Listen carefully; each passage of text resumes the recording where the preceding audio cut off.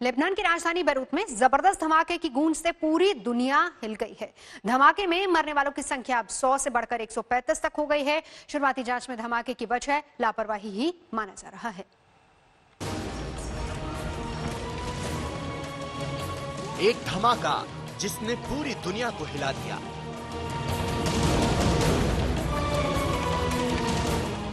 एक धमाका जिसकी गूंज पूरी दुनिया ने सुनी। एक धमाका जिसकी तबाही न पहले कभी देखी गई, न पहले कभी सुनी गई।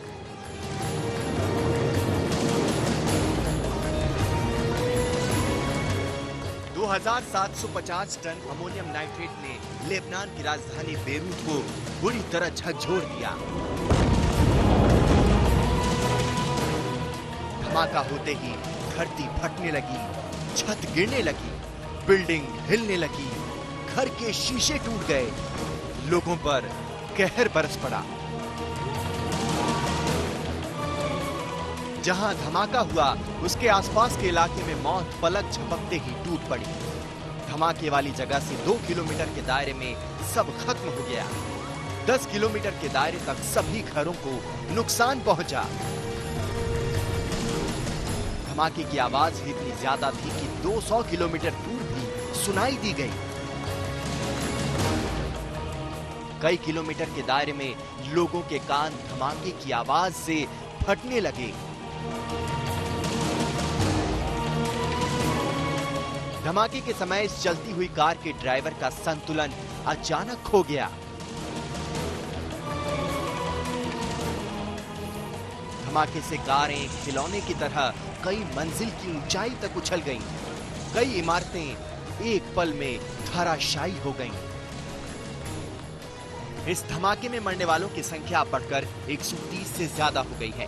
5000 से ज्यादा लोग घायल हैं। मरने वालों की तादाद और बढ़ सकती है।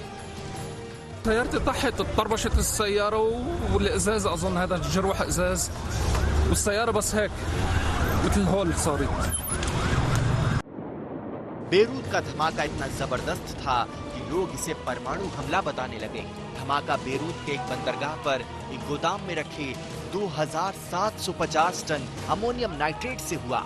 ये विस्फोटक सामग्री असुरक्षित तरीके से 6 साल से यहाँ रखी हुई थी।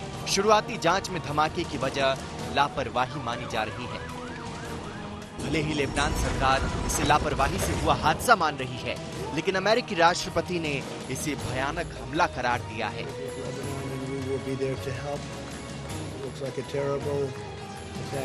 ये धमाका उस वक्त हुआ है जब लेबनान 1975 से 1990 के गृह युद्ध के बाद से अब तक के सबसे बड़े आर्थिक संकट से जूझ रहा है।